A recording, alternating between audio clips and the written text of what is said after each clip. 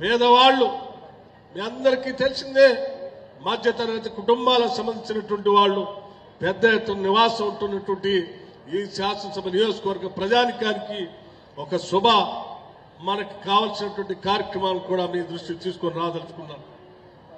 మహిళలందరూ పెద్ద ఎత్తున డ్వాక్రా సంఘాల్లో ఉన్నారు. ఇక్కడ ఈ డ్వాక్రా సంఘాల్లో ఉన్నటువంటి మహిళలందరికీ ఆనాటి ప్రభుత్వం వడ్డీ లేని రుణాలను పూర్తిగా ఎత్తేసింది.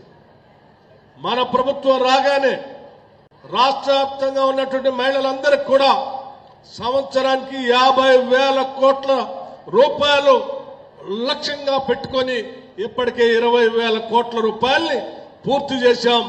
5 సంవత్సరాల్లో 1,00,000 కోట్ల రూపాయల్ని పూర్తి చేయాలనేటువంటి లక్ష్యంతో ఈరోజు ముందుకు పోతా ఉన్నాం. రాష్ట్ర వ్యాప్తంగా ఉన్నటువంటి మహిళలందరికీ నేను ఒకటే విజ్ఞప్తి చేస్తా ఉన్నాం.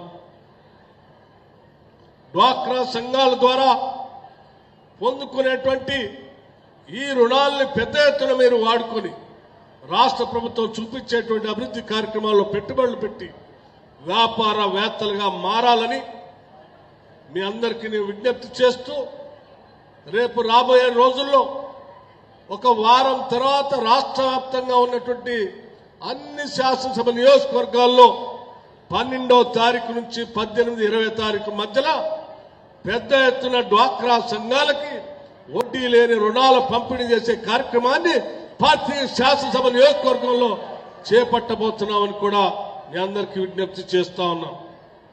అట్లాగే పేద బిడ్డలు చదువుకోవటానికి ఈ రాష్ట్ర ప్రభుత్వం young India integrated residential schools అని చెప్పి 25 ఎకరాలకి తగ్గకుండా 200 కోట్ల రూపాయలతో ప్రతి శాసనసభ నియోజకవర్గంలో పేద బడుగు బలహీన వర్గాలే కాకుండా ఓసీ కుటుంబాలకు సంబంధించిన పిల్లలు కూడా చదువుకోవటానికి పనికి వచ్చే విధంగా ప్రభుత్వ పరంగా ఈ పాఠశాలలు నిర్మిస్తున్నాం.